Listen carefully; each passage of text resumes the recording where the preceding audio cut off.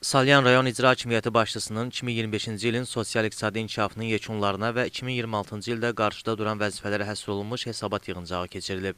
Hesabat yığıncağında Salyan rayon icra hakimiyyətinin başçısı Rüstəm Xəlilov, Prezident Administrasiyasının ərazi təşkilat məsələləri şöbəsinin 8-ci ərazi sektorunun müdiri Məmmədiyyə Məmmədov, Milli Məclisin deputatları Günay Ağamalı, Sadiq Qurbanov, Yeni Azərbaycan Partiyası Salyan rayon təşkilatının sədri Elmar Əhmədov, rayonun hüquq-mühafizə orqanlarının idarə, müəssisə və təşkilatlarının rəhbərləri, eləcə də rayon ictimaiyyətinin nümayəndələri iştirak ediblər. Heydər Əliyev mərkəzində rayonun sosial-iqtisadi inkişafını əks etdirən guşəyə, kənd təsərrüfatı və rayonda istehsal olunan sənaye məhsullarından ibarət sərgiyə baxış keçirilib.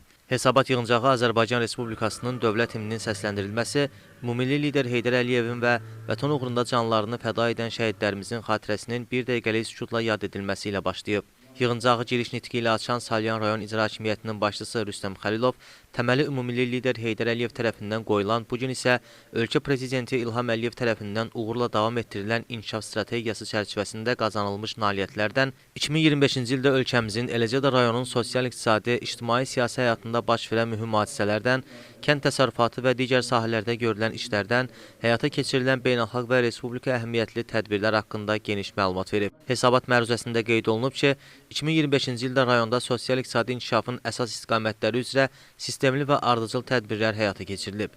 Dövlət proqramlarının icrası, Prezidentin fərman və sərəncamlarının yerinə yetirilməsi təmin edilib, məşğulluq, abadlıq və yaşıllaşdırma sahələrində müsbət dinamika qorunub. Prezident Administrasiyasının ərazi təşkilat məsələləri şöbəsinin 8-ci ərazi sektorunun müdiri Məmmədiyyə Məmmədov çıxışında Prezident İlham Əliyev tərəfindən həyata keçirilən ardıcıl və məqsədyönlü siyasət nəticəsində 2025-ci ildə də bütün sahələrdə yüksək nailiyyətlər əldə olunduğunu, o cümlədən beynəlxalq münasibətlər sistemində ölkəmizin mövqelərinin daha da möhkəmləndiyini vurğulayıb. Natiq 2026-cı ilin şəhərsalma və memarlıq ilə elan olması bu sahədə tarixi ənənələrin yaşadılmasına və Azərbaycanın milli inkişaf strategiyasının qlobal məsuliyyətinin və gələcəyə yönəlmiş baxışının ifadəsi olduğunu diqqətə çatdırıb. Digər çıxış edənlər rayonun sosial-iqtisadi inkişafı sahəsində görülən işləri, sosial rifahın yaxşılaşdırılması sahəsində həyata keçirilən tədbirləri yüksək qiymətləndirərək əldə olunan nailiyyətlərin Prezident İlham Əliyevin uğurlu siyasətinin nəticəsi olduğunu vurğulayıblar. Sonda yığıncaq iştirakçıları adından Prezident İlham Əliyevə müraciət qəbul edilib.